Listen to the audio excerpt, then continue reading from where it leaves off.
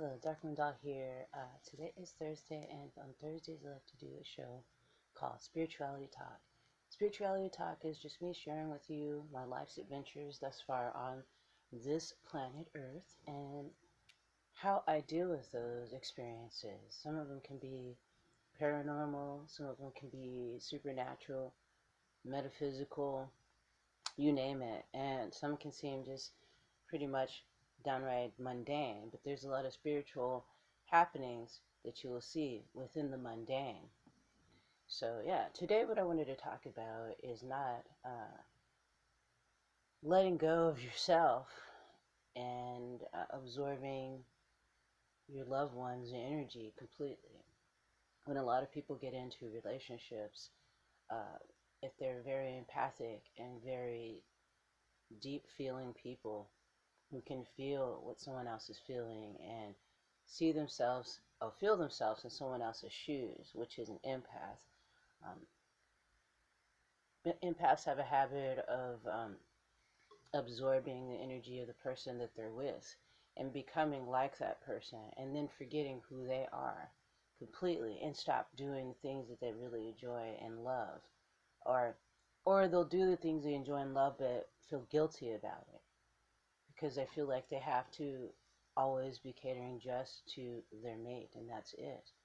Um, there comes a time in a relationship where you have to establish the fact that both of you guys have interests that you love and that you're passionate about, and that you can't spend 24/7, you know, hours of your day or whatever, hours of. You can't be thinking about 24/7 about this person because then you're not putting efforts towards what you're supposed to be doing on this planet for your purpose, why you came down here in the first place. It's a balancing act. It really is because, you know, yeah, I have to balance it myself. In previous relationships, I would care so much about that person until I feel like that person because the person's like, what do I do with my life and all that? And so then I absorb all of my energy into that one person, and then I'm left with, like, what am I? Who am I now? You know? I'm sure a lot of people can relate to that, but I think there's a lot of people that still do that. They get into a relationship, you know, and they're feeling positive about who they are, and then once they're in the relationship for quite a long time, years have gone by, and they realize that they're trying to please their mate and be all that they can for their mate, but to the expense of their own happiness, to the point where they're not doing shit that they love to do when they're just only supporting their mate and not supporting themselves and lifting themselves up into finding out what they're truly passionate about. If you're one of those people, find out what you're truly passionate about. You have to have a life outside of just your mate. You have to be an individual person. I mean, people say two halves make a whole.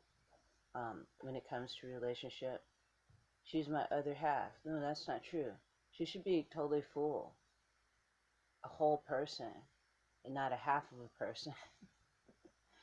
Seriously, because if you are half of a person, then you're not living up to your potential of what you're supposed to be doing here on Earth. So, yeah, I just want people to realize that just because you really love somebody or in love with someone, you've been with them for years and stuff, you don't have to sink all of yourself into that one person.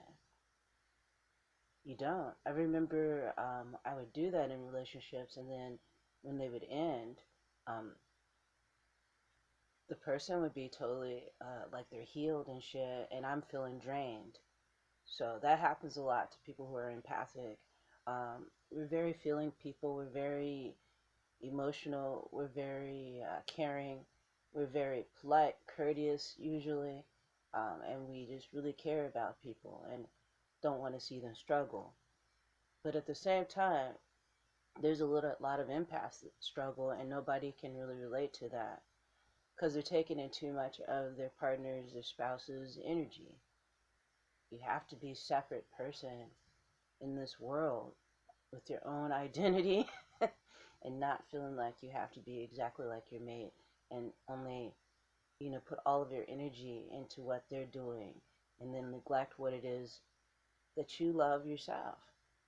I was in a relationship once in the past where I stopped creating art altogether because I was so absorbed in the person that I was with. Um, but I'm not going to do that anymore.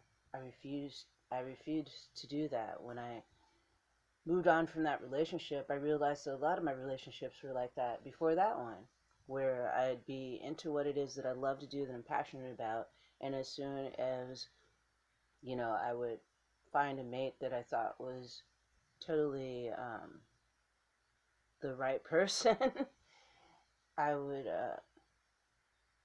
totally ignore what I really love doing on this earth.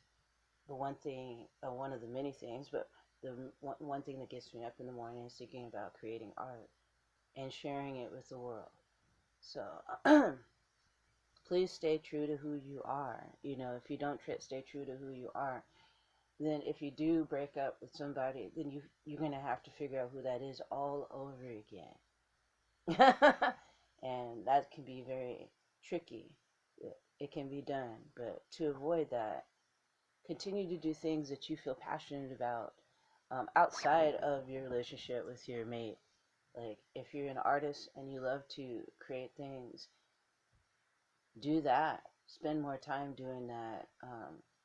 Because I notice a lot of people will complain if their mate's like someone who is always gone or whatever, or is always doing what they love to do and don't have time for you and all that. You need to find something that you like to do.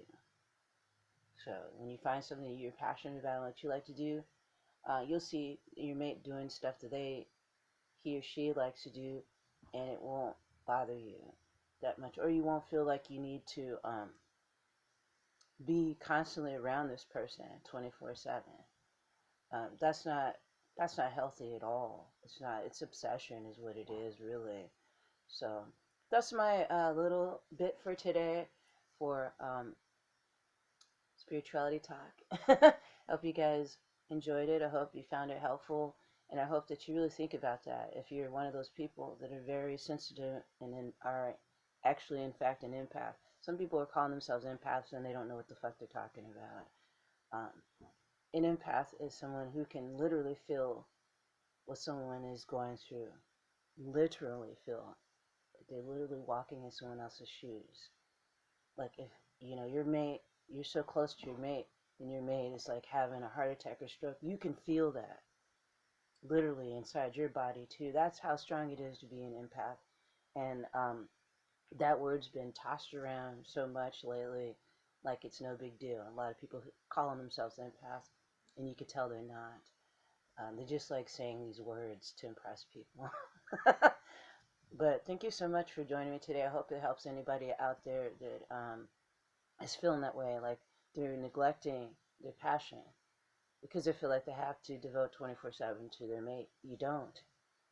And if you are, it's not healthy. So, just some food for thought for today. Thank you for subscribing to this channel. Thank you for the likes and shares. And thank you for your kind comments. Leave your comments down below and let me know what your viewpoint is on this.